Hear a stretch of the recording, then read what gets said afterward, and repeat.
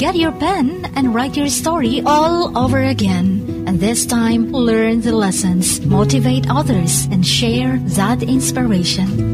Dear Mugs FM with DJ Chini. Dear Mugs FM, Ate Rina ang tawag sa akin ng mga kaibigan ko. Katulad ng iba, ako ay may karanasan din sa buhay na hanggang ngayon ay sariwa pa sa aking isipan. Naging masalimuot ang buhay pag-ibig ko dahil muntik na kaming hindi magkatuluyan ni Bonnie na siyang naging asawa ko. Taong 1974 nang makilala ko si Bonnie na galing Agusan. Ako naman isang lumad ng Basilan. Napadpad si Bonnie sa Basilan kasama ang uncle niya upang maghanap ng trabaho. At kahit anong bigat ng trabaho ay pinasok niya, basta't magkapera lang. Hanggang sa naging isang karpintero siya. Nagkakilanlan kami ni Bonnie at simula nun, naging magkaibigan na rin kami ni Bonnie. Hindi rin nagtagal ay niligawan niya ako. Sinagot ko naman siya agad kasi naisip kong masipag naman siya at mabait. Sinagot ko siya at tuwang-tuwa siya. Sabi ko nga, total, mabait ka naman. Basta lang, wag mo akong lolokohin ha. Isang araw, nagpaalam sa akin si Bonnie na pupunta siya ng Davao. Hindi sana ako papayag kaso wala pa naman akong karapatan sa kanya upang pigilan siya dahil hindi pa naman kami kasal. Nagpumilit si Bonnie na payagan ko siya. Sabi ko, ikaw naman talagang bahala at makakapag-decide niyan. Sabi niya, kasama naman daw niya yung kaibigan niya. At malaki daw ang sweldo doon. Kaya malaki-laki din ang maiipon niya kung sakali. Sabi ko kay Bonnie, paano naman ako dito? Nasanay na akong kasama ka't laging nakakausap. Baka hindi ko kakayaning mag-isa araw-araw at malayo ka sa tabi ko. Pero sabi ni Bonnie, huwag kang mag-alala, babalik din naman daw siya, Chin. Kailangan lang daw talagang makapag-ipon siya. Tsaka syempre, para din daw sa aming dalawa. Kaya yun na, binigyan ko siya ng blessing na ikaw nang bahala, basta mag-iingat ka na lang doon. Sabi niya that time, susulat ako sa'yo. Kahit malayo tayo sa isa't isa, ikaw lang ang mamahalin ko. Umasa ako, Chin, sa mga pangako niya. Subalit lumipas sa mga araw na naging ilang linggo, at ang mga linggo ay naging ilang buwan. Walang Bonnie na dumating. Walang sulat na natanggap mula sa kanya. At tuluyan na siyang hindi nagparamdam. Sadyang ang mga pangako nga naman, laging napapako. Masama ang loob ko nang pinaghintay ako ni Bonnie sa wala. Nagmukha lamang akong isang hangal sa kakahintay sa kanya na ni isang sulat ay di ko nagawang kumustahin. Or di ako nagawang kumustahin man lang. Hanggang sa nabalitaan ko na lamang na nakauwi na pala ng Basilan yung kaibigan ni Bonnie. Tapos si Bonnie, wala. So pumunta ako sa kaibigan ni Bonnie. Tanong pa niya kung bakit daw ako napasugod, ano daw atin. Sabi ko nga, pumunta talaga ako nang mabalitaan kong nakauwi na siya. At gusto ko lang sanang kumustahin si Bonnie sa kanya. Kung bakit hindi na siya nagparamdam sa akin. At ang dami niyang ipinangako sa akin, tapos kinalimutan niya na lang ako nang basta na lang ganun. Nagtanong ako kung kailan ba uuwi si Bonnie. Pero ang sabi ng kaibigan ni Bonnie, huwag mo nang antayin si Bonnie, Rina. May ibang kasintahan na dun yun. Ewan ko lang kung may balak pa siyang bumalik dito. Sabi po nung girlfriend nung kaibigan ni Bonnie, ikaw ha, matabil ka no. Baka naman daw hindi totoo yung sinasabi niya. Sinasaktan lang daw niya ako. Or binibiro lang. Sabi pa nga ng girlfriend ng kaibigan ni Bonnie, siya pa naman itong kaibigang nagdala dun sa kanya. Tapos yun daw ang maririnig ni Rina. Kung totoo man, edi dapat mag-guilty ka pa sa kanya. Yun ang sabi ng girlfriend ng kaibigan ni Bonnie. Pero ang sabi, totoo daw ang sinasabi niya. Kung wala daw siyang iba doon, edi sana may pinadala na daw na sulat para sa akin. Kaya doon ko na-realize na hindi pala talaga ako mahal ni Bonnie. Sinungaling pala siya. Manloloko. Sabi naman ng girlfriend ng kaibigan ni Bonnie, wag daw akong magpapaniwala. Malay ko naman daw kung busy lang sa trabaho si Bonnie at hindi lang magawang magsulat sa akin. Sabi niya pa, kung totoo man, marami ka pa namang manliligaw, Rina. Hindi kawalan si Bonnie sa'yo. Doon ko naisip at sinabi ko sa sarili ko na ginawa mo akong tanga, Bonnie. Naghintay ako sa wala. Sige, kung ayaw mo na, edi ayaw ko na rin sa'yo. Kung marunong kang maghanap ng iba, mas marunong din ako. Maraming nakapila. Chin, dahil sa nalaman ko, umuwi ako ng bahay na mabigat ang loob. Kaya naisip kong agad na sagutin na rin ang isa ko pang manliligaw na si Jaime. Kahit hindi ko siya mahal. Tuwang-tuwa naman si Jaime nung sinagot ko siya. Sabi ko sa kanya, Jaime, ngayong tayo na, sana hindi ka katulad ni Bonnie na niloko lang ako. Matapos mangakot lahat, yun pala ipagpapalit lang ako agad sa iba. Pero sabi ni Jaime, iba naman ako kay Bonnie. Papatunayan niya daw na mahal niya ako at di niya ako ipagpapalit sa ibang babae, katulad ng ginawa ni Bonnie sa akin. Dumaan ang mga araw at na-realize kong makalipas ang 2 buwan na magkarelasyon kami ni Jaime, masaya naman ako kahit hindi ko pa siya ganun kamahal. Pero na-realize kong hindi ko na rin makakuha pang magloko sa sarili ko. Dahil hindi ko talaga siya kayang mahalin.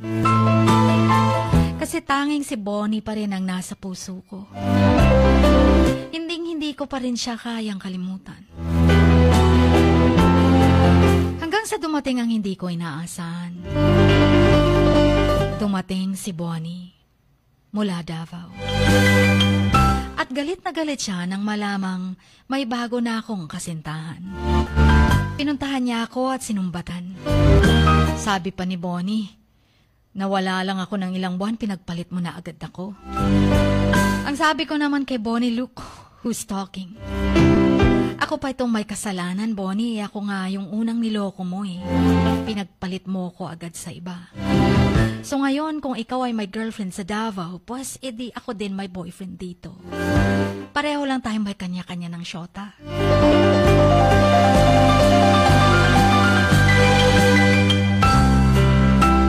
Sabi ni Bonnie ang totoo nun, pampalipas oras lang daw niya yung babae. Hindi naman daw siya seryoso doon, kaya nga daw siya umuwi.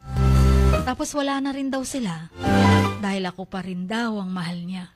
Ang sabi ko naman sa kanya, ganun naman pala eh. And honestly, wala na din kami ni Jaime. Kasi ikaw pa rin kasing mahal ko. Nakakainis ka. Sabi naman ni Bonnie, di paano yan? Tayo na ulit. Ako naman, itong tanga, bigay agad, sige na nga. Kung di lang kita mahal eh. Sa madaling salita, nagkabalikan kami ni Bonnie. Naging maganda naman ang takbo ng aming relasyon. Hanggang sa nagdesisyon kaming magpakasal. Subalit, hindi naging madali para sa amin ang lahat. Nagplano kami ni Bonnie na magpakasal na at nang makabuo ng sariling pamilya. Ngunit nahirapan kaming isakatuparan ng lahat dahil ayaw ng tatay ko sa kanya. Malaki kasi ang agwat ng edad naming dalawa ni Bonnie. Isa pa, napakabata ko pa raw para mag-asawa. Sabi ng tatay ko, hindi raw ako pwedeng magpakasal kay Bonnie. Ang bata ko pa daw pa kumpara sa kanya. Paano naman daw na nasisiguro kung wala daw pananagutang iba yun sa kanila doon? Sabi naman ng nanay ko, kuminahon daw yung tatay ko dahil matagal-tagal na rin naman daw kaming magsyota ni Bonnie. Sabi ni nanay, kilalang kilala ko na raw si Bonnie. E pagbigyan na daw namin sa kaligayahan ko. Or pagbigyan na daw nilang dalawa bilang mga magulang ang kaligayahan ng kanilang anak. Sabi ko pa sa tatay ko, umiiyak, nagdadrama. Sabi ko sigurado naman akong walang asawa si Bonnie dahil mahal namin ang isa't isa. Handa si Bonnie na pakasalan ako at patunayang ako lang ang mahal niya. Kaya napilit ko din si tatay. Age doesn't matter naman, di ba, tay? Pero si tatay talagang matapang. Hindi raw siya makakapayag. Hindi raw biro ang magpag-aasawa. Lalo na sa murang edad ko. Kakayanin ko na ba daw maging isang ina? Tsaka ano daw ang kayang ipagmalaki ni Bonnie sa akin? Paano daw ako pubuhayin sa kakaparanggot na sahod nito? Sabi niya, mag-isip ka ngang bata ka. Sabi naman ni nanay, may trabaho naman daw si Bonnie at saka masipag naman yung tao. Hindi naman daw forever yung magiging ganyan ang sitwasyon namin. Uunlad din kami kung magtutulungan kami. Pero sinabihan ako ng nanay ko na ang amin lang naman kasi, Rina, huwag kayong magmadaling magpakasal. Hindi biro ang buhay may asawa. Lalo na kung magkakaanak na kayo. Baka mahihirapan ka lang. Pero ayun na, si tatay, hindi raw talaga ako pwedeng magpakasal kay Bonnie. Naiintindihan mo, Rina, tapos na ang usapang ito. Tapos lumayas ng bahay. Kahit anong gawin kong pakiusap kay tatay, wala pa rin nangyari. Ayaw niya pa rin pumayag na makasal kami ni Bonnie. Pero dahil sa sobrang pagmamahalan namin, kung kaya't nakapagdesisyon kami ni Bonnie na magtanan na lamang. Nagtanan nga kami, Chin. Sa katigasan ng ulo ko. Sa sobrang pagmamahal ko. Pumunta kami ng Tagum at tumira sa kamag-anak ni Bonnie. Sabi ko pa kay Bonnie kung sigurado na ba siya sa gagawin namin.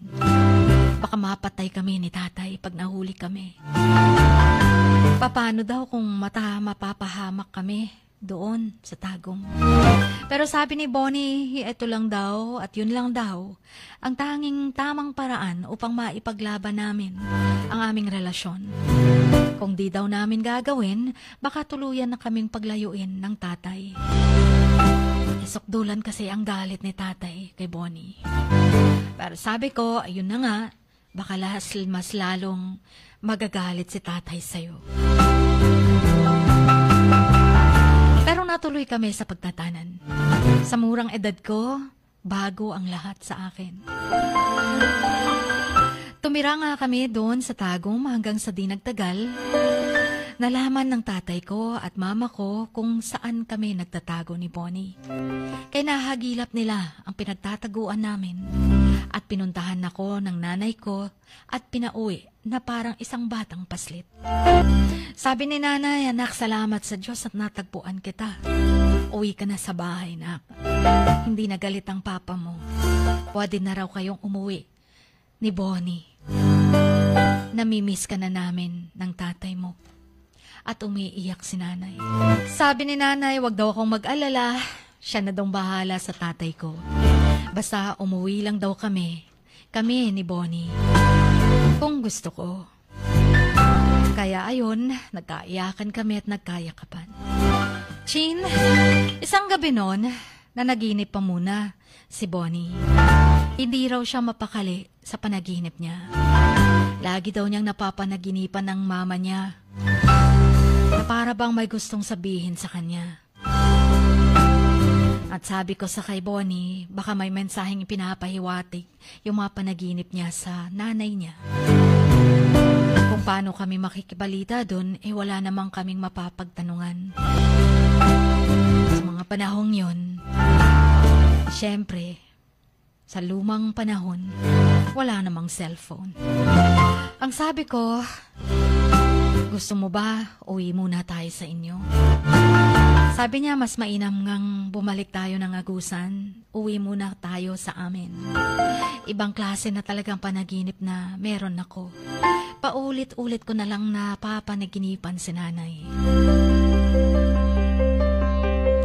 Kaya naman, bago pa kami nakauwi sa amin, umuwi muna kami kay Bonnie or sa bahay ni na Bonnie. At doon namin nalamang patay na pala ang nanay ni Bonnie. Hanggang napatagal kami doon, Chin. Tumagal ang pagsasama namin doon at nagsulat ako sa nanay at tatay ko na doon na muna kami. At doon na rin namin napagdesisyonang magpakasal. Sabi pa ni Bonnie, sa wakas, mahaba-haba man ang prosesyon. Sa simbahan din ang tuloy. Sa wakas, misis na kita. Hanggang umuwi kami sa amin at nagpatayo ng sariling bahay. Nagtrabaho si Bonnie bilang karpintero at nagsa-sideline, mga repair na mga radyo at kung ano-ano pa. Malaki-laki din ang kita niya noon. Kaya lang, nang tumagal, marami na siyang naging bisyo. Tulad ng sigarilyo, inom ng alak, pati ng sugal. Nagkaroon kami ng anak, isang anak na babae. Hanggang sa nag 5 years old ito, at dun na mas lalong nalulong sa bisyo ang asawa kong si Bonnie. Sabi ko pa, huminto ka na sa paninagarilyo mo at sa paglaklak ng alak. Baka magkasakit ka na niyan. Pero ang sabi niya, wag daw niya kung dapat or wag ko daw siya dapat pakialaman sa mga bisyo niya. Dahil doon lang daw siya masaya. Tsaka pera daw niya ang ginagastos niya. Sabi ko sa kanya, Chin, hindi na lang sana ako nagpakasal sa kanya. Buntis pa naman ako that time. Kung saan dadalawa na magiging dalawa na ang anak namin ay magkaganyan pa siya. Sabi ko sa kanya, alagaan niyang kalusugan niya dahil hindi na kami bumabata. Hanggang sa dinaglaon, nawalan ng trabaho si Bonnie. Kaya nagdesisyon kaming pumunta dito ng Jansan at tumira sa mga pinsan ko. Sabi ko, pansamantala lang naman pag nakakita na ng trabaho. Maghahanap din kami ng sariling bahay namin. Kahit maliit na apartment man lang. Lumipas ang mga araw at naisipan kong tanggapin ang trabaho na sinasabi ng pinsan. May naghahanap daw ng kasambahay doon sa Cavite. Pumayag naman ang Mr. Kong si Bonnie na nagpaalam ako sa kanya. Kaya agad akong lumuwas ng Cavite. Pero sabi niya, kaya ko pa ba daw magtrabaho? Bakit kailangan sa malayo pa? Sabi ko, wala naman akong pwedeng ibang mapapasukan dahil hindi ako tapos sa pag-aaral ko. Hindi ko natapos ang high school, Chin. Pero walang nagawa si Bonnie dahil desidido na rin ako. Sabi niya na lang, mag-iingat daw ako doon. Chin, 2 buwan din kaming nanatili sa bahay ng mapinsan ko. Hindi na rin kami nagtagal doon gawa ng may nangyaring hindi inaasahan. Hindi pa ako nakakaluwas ng Cavite. Nagkasakit ang mister ko. Isinugod namin siya sa hospital. At sabi ng doktor, may tubig daw ang baga niya. Malala na. At may cancer sa atay. Ayun na yung naiisip ko. Dahil sa sobrang paglaklak niya ng alak. Pagpaninigarilyo. Kaya naman, Chin, 2 araw pa lamang siya sa hospital. Binawian na siya ng buhay. Naipalibing namin si Bonnie. Patapos noon, nagdesisyon akong pumunta ng Cavite. Kasama ang bunso kong anak. Ang maliit kong naipon ay naipatayo ko din ng munting tindahan at yung benepisyong natatanggap ko buwan-buwan. Siyang kinabubuhay namin ng bunso kong anak doon. Minsan, naisip ko pa rin ang mister kong si Bonnie. Lalo na sa tuwing naririnig ko ang awiting Don't Say Goodbye. Ito kasi ang favorite song niya. Hanggang dito na lamang po ang aking liham at maraming salamat sa pagbibigay buhay ng kwento ko sa pamamagitan ng inyong programa. Ang inyong kamags, Sharina.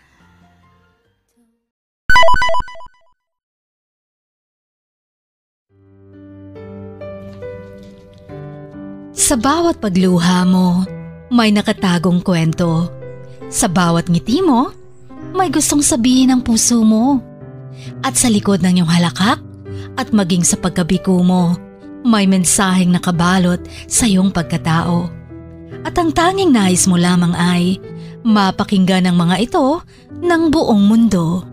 Dear Max FM with DJ Chini. Life has got all those twists and turns. Stand up for what you believe in. What lies behind you and what lies in front of you pales in comparison to what lies inside of you. Dear Max FM with DJ Chini. Sabi nga nila, ang pagsusulat kapag masyado mong diniinan hanggang sa susunod na pahina ay nagmamarka. Katulad ng pagmamahal, kapag masyado mong ibinigay ang lahat, yung sakit na gawa ng nakaraan, dala pa rin hanggang kasalukuyan. Dear Max FM, you own your story and you are the author of your own book of life. Don't let others write your script, but let others hear your story and make them inspired. Kaya sumulat na, maging bahagi ng aming programa, Dear Max FM with DJ Chini, tuwing Lunes hanggang Biyernes, 1:00 hanggang 3:00 ng hapon sa Max News FM, Sock Sargent. Love, life, and lessons from the past, only at Dear Max FM with DJ Chini.